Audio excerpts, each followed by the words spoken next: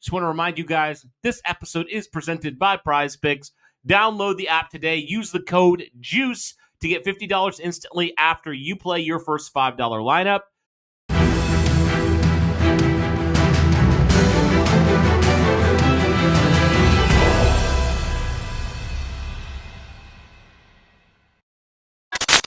All right, we are back. What is going on, Colts Nation? Well, the Indianapolis Colts did not have a great performance on Sunday. It's led to a lot of speculation, a lot of stuff going on online. And I wanted to welcome on a good friend of the show, my friend Andrew Thomason. Andrew, welcome back to the show, man. Happy almost New Year to you. I suppose by the time this episode drops, it might be the new year. But with New Year, Andrew, I think that's also led a lot of people to start thinking about some other new things potentially coming for the Indianapolis Colts down the line. But before any of that does happen, I kind of want to just talk about even beyond 2024, looking back at the era of Chris Ballard, looking back in the last couple years, where do you assign the blame? I mean, overall, because I think a lot of fans, a lot of media, a lot of people have kind of assigned blame to different parts of the roster. I mean, bottom line is the Colts roster and the Colts right now, the organization, they are not good enough. I mean, to be honest, and we all seen that. I mean, 4 straight years of missing the playoffs, that tells you the story right there.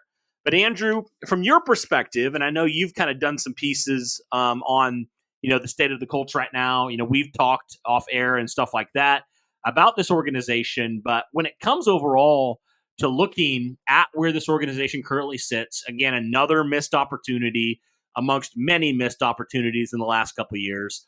Where in your mind, if you're looking at some of the blame and you're looking at just where this team is right now, what's your overall perspective on this Colts team currently? Yeah, well, first off, Happy New Year to you and to your family and to everyone else out there. But to answer your question, the Colts are in a state of mediocrity. And I know that many other people and beat writers, and I know there are Colts fans out there that feel that way, and rightfully so. This is a team that has underachieved, frankly, for the last several years. A team that, as I've mentioned to you and to many other people, that I feel like is a team where they get hot at the right time, midway point of the season.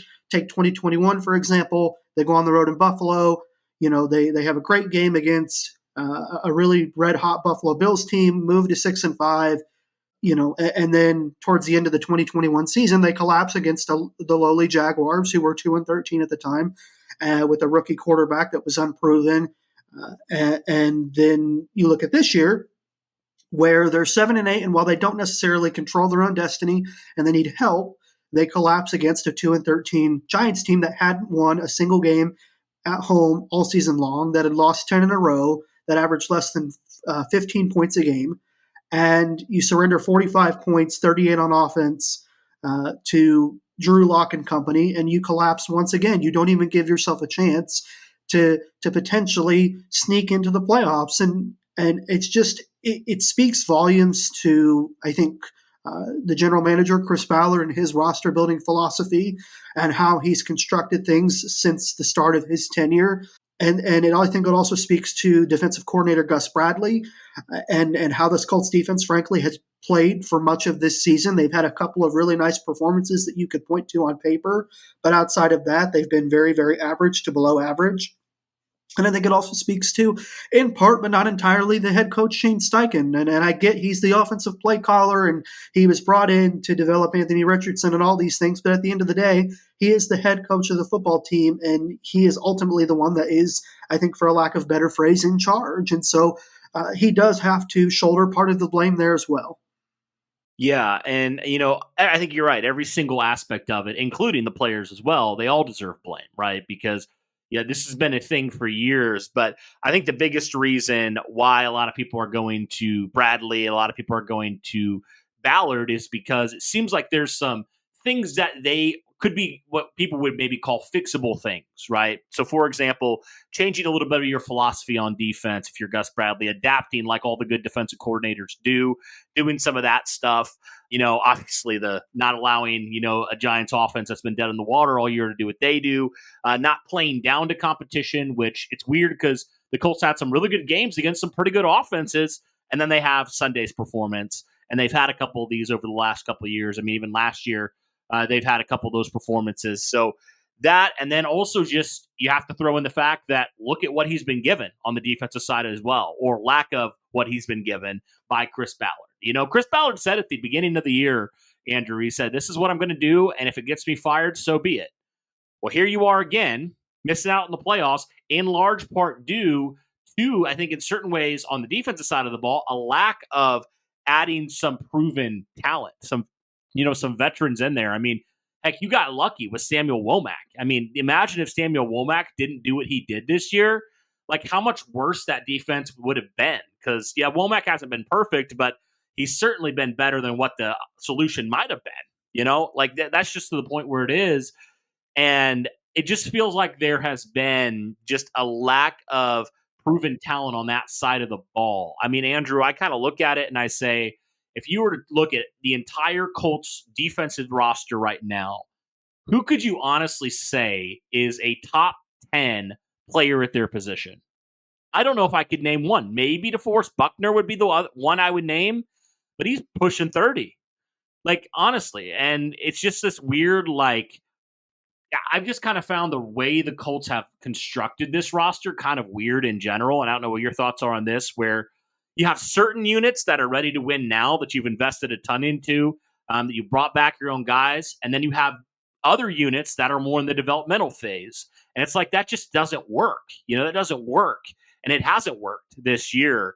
So, I mean, just kind of looking at those two things, I think that's why in a lot of fans' minds, and to your point, those two probably are the two that deserve the most blame this season, because you score 30 plus points on a given week, you expect to win. Oh yeah, no question. I know that there are Colts fans out there and media members and what have you that do place some of the responsibility of Sunday's result at the feet of the head coach. And I do think, again, that he does share part of the blame. But he has an offensive game plan where the offense with, mind you, a backup quarterback and Joe Flacco, who hadn't played well in the times that the Colts have put him out there this season, and the Colts hadn't run the ball particularly well with him out there without the run threat of Anthony Richardson as well. You have Jonathan Taylor rush for 125 yards and 2 touchdowns. Michael Pittman Jr. and Alec Pierce both have 100-yard receiving games, probably their best games individually of the entire season. Joe Flacco throws for 330 yards and 2 touchdowns. I know he had the one bad interception early on, and the late interception was just kind of salt on the wound, if you will. It didn't really matter, given the state of where the game was at that point. And 33 points. If you score 33 points in the NFL, you should be expected to win. Your defense should be expected to get you stops where they're needed. And the Colts couldn't do that. And I think far too often, and I know other people have pointed this kind of thing out, so I don't necessarily want to take full credit for it, but far too often we've seen Gus Bradley's defense for this Colts team not show up against mediocre teams or really below average teams. I mean, the Giants were starting Drew Lock and Tommy DeVito at quarterback. This is a franchise that released what they thought was their franchise quarterback in Daniel Jones pre-Thanksgiving. I mean, this is not a team that is on the up and up by any means. I mean, they were a competition for the number 1 overall pick. And if you're the Colts, and like I said earlier, you have a chance to control what you can control per se, and take care of business, and you get smoked essentially by that kind of team. It simply cannot happen. As I mentioned earlier, it speaks to the GM Chris Ballard's building philosophy and how it's essentially failed the organization for the better part of the last 4 or 5 years.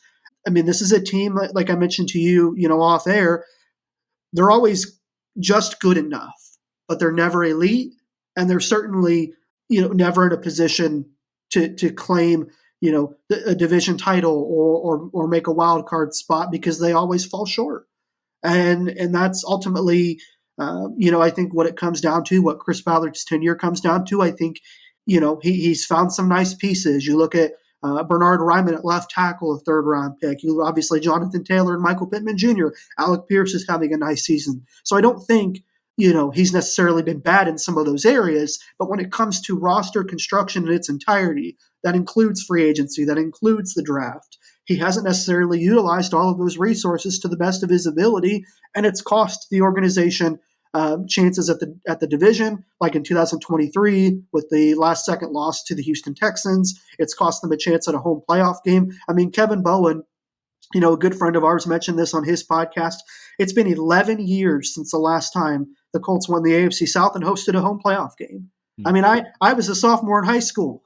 if that tells you anything, I'm 27. So it's been a really, really long time since this team has really been relevant in their own division, and a division, mind you, that isn't exactly the NFC North, Right. with three of four powerhouse teams in the Vikings, the Lions, and the Green Bay Packers.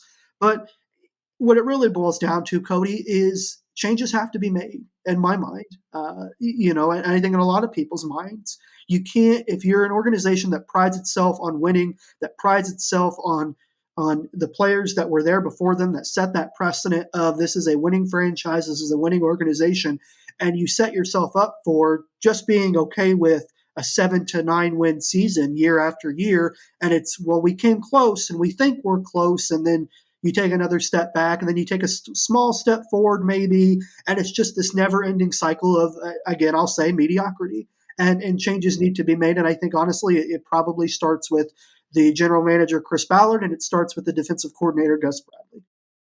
Well, the 2024 NFL season for the Indianapolis Colts is in full swing.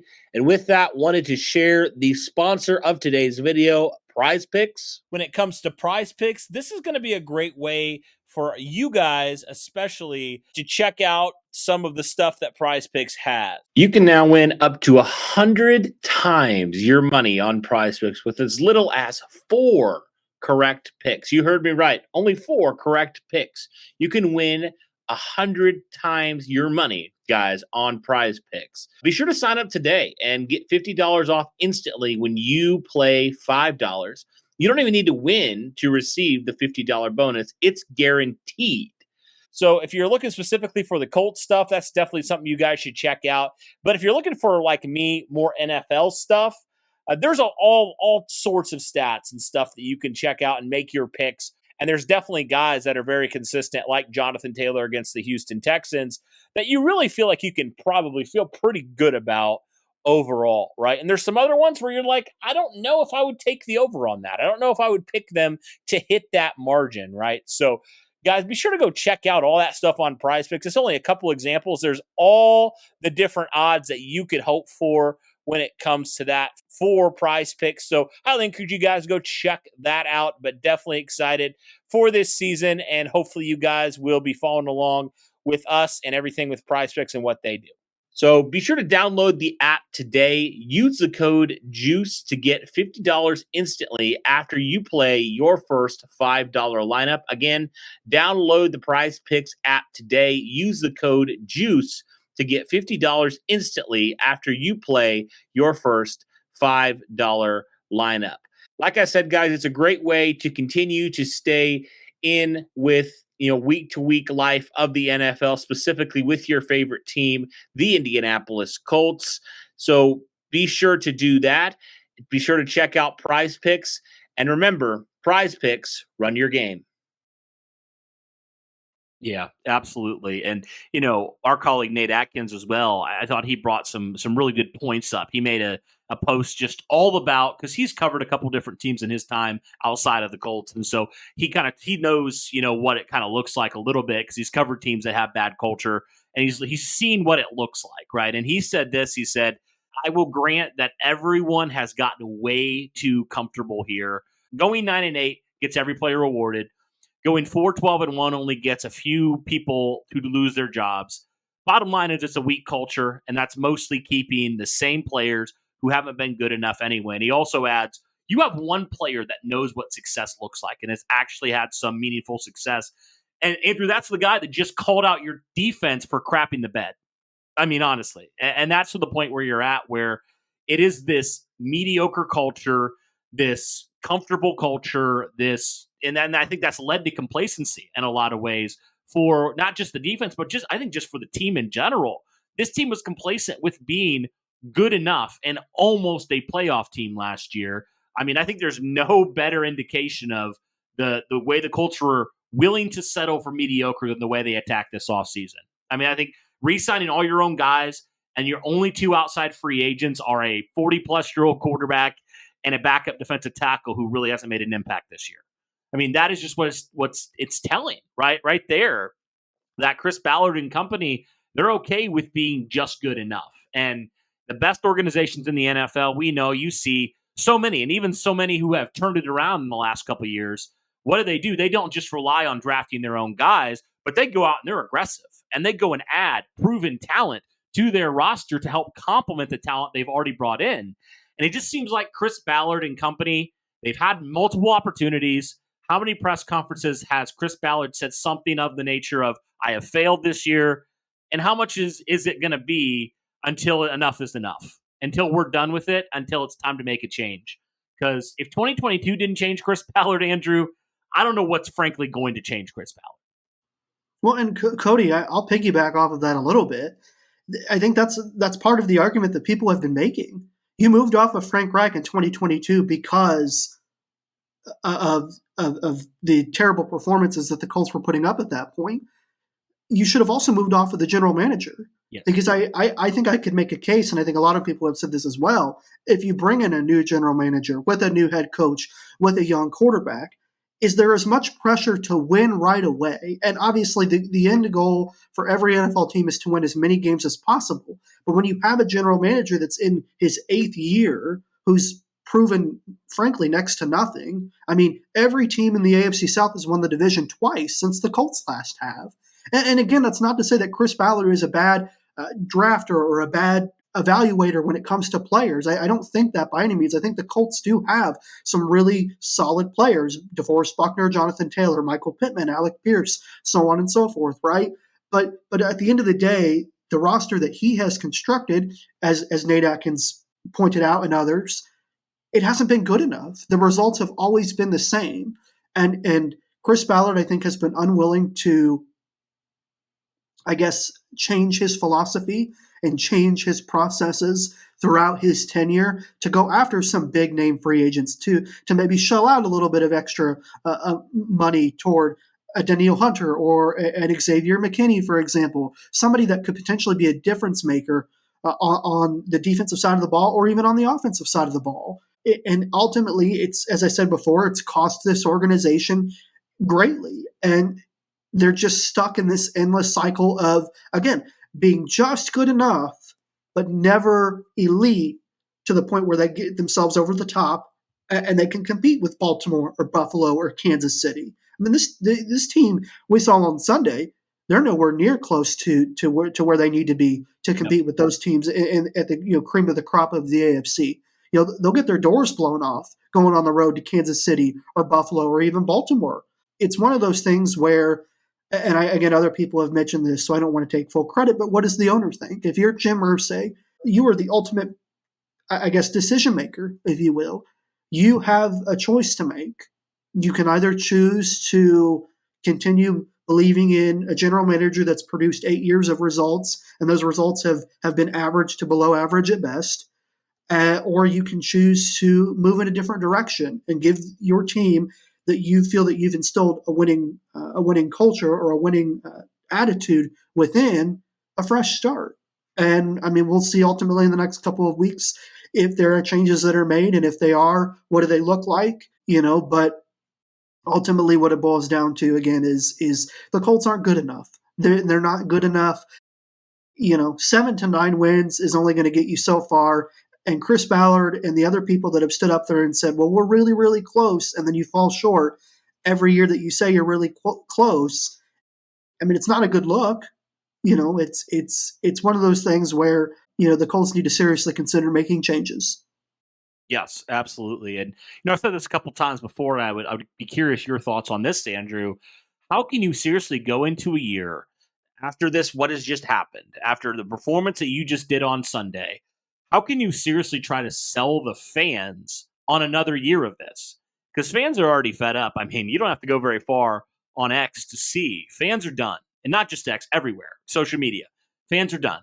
I mean, their comments, every single comment under either Jim Irsay's post or the Indianapolis Colts post are all about firing and blowing it up. Like, it's just to that point where fans are just fed up. And I just think you're at risk, Andrew, if you run it back another year. I think you're at risk of losing a lot of fans' interest next year. Like, I think some fans are going to just be done. Some fans are going to be done for the year. And I mean, I just don't know how you try to spin it in a positive light after, like we said, 8 years and nothing really substantial has happened under Chris Ballard. Yeah, you can't. If you're Jim Irsay and you're really sitting back and you're really thinking to yourself, how can I make things right? With Colts fans, changes have to be made. You can't sell the fan base on another year of Chris Ballard and mediocrity. I would argue that Shane Steichen and Anthony Richardson, being that they're second-year player and head coach respectively, or head coach and player respectively, pardon me, they have a little bit of a longer leash. I think you can make the case to bring them back for another year to see what they can improve on between the two of them, and bring in another general manager. And that's the tricky thing. That's the tricky place that the Colts find themselves in. And again, as pointed out by others, if you fired Chris Ballard along with Frank Reich in 2022 and you bring in a new general manager and a new head coach and a new quarterback, there may not be as much pressure as I mentioned earlier. But because you've kept this general manager who has a laundry list of being average, or producing average results, you are where you are. You are what your record says you are. I mean, they're 1-7. The Colts are this year against teams with a winning record, and I'm blanking on the other part of that. But they have a winning record against losing teams and a losing record against winning teams, and that ultimately, I think, sums up an average to below average football team in a lot of ways. And yeah, like I said, if you're Jim Irsay and you're the person that ultimately makes the decisions, you can't run it back with Gus Bradley, Chris Ballard, and Shane Steichen, all three in 2025. Again, I think Shane Steichen and Anthony Richardson, in my personal opinion, have a little bit of a longer leash. But as far as the general manager and the defensive coordinator, as far as they go, the defensive coordinator would be going into his 4th year. Chris Ballard would be going into his 9th year. Neither one have shown you enough, in my mind, to be deserving of being employed for the Colts organization next year. And I mean, the next couple of weeks will be very telling, very interesting. But I mean, you look at some of the former Colts players that were franchise greats, Marlon Jackson, Pat McAfee, so on and so forth, that have called out this team, Darius Butler, and in some way or another, for right or for wrong in some regard, right? I mean, probably needed to be said. I mean, and I think we've seen one thing that Jim Irsay hates more than being embarrassed by division teams at home or whatever other example you can come up with is former players, franchise greats, speaking out and speaking in disappointment of the current state of this Colts team and Colts franchise. And so will that sort of charge him to make changes? I mean, it'll be interesting. It'll be fascinating. And we'll just have to see where the Colts go, because right now, I think they're just in a state of trying to find their way, trying to find an identity, as frankly they've been trying to all season. And I mean, like I said, we'll see where the next few weeks go. Yeah, it's going to be quite interesting. Like you said, Black Monday coming up here and under a week now. So we'll see what happens there when it comes to the future of Ballard, Bradley, potentially even Steichen. I guess we'll have to see there. But Andrew, really appreciate you coming on. Tell everybody where they can find you, find your work, and everything you've been doing regarding the Colts and kind of this crazy season right now. Yeah, I appreciate that. So you can find me on social media with my full name. So my Twitter or X handle is Andrew_Thomason, and the same thing for other social media platforms. I post or repost all of my articles for Stampede Blue on X mainly. Sometimes other platforms as well, but that's where you'll be able to find my work. And if you're wanting to go directly to our website, it's stampedeblue.com, and you can just search my name and you can find all of my work directly there as well. Awesome. Well, guys, be sure to go check out Andrew's work over there and follow him on X and everywhere else. But thank you guys for tuning in. Really do appreciate it. Everybody, hope you have a safe and awesome new year, and we'll see if there's any new changes that do come for the Indianapolis Colts in the near future. But that'll do it for this one, guys. Thanks so much. And as always, go Colts.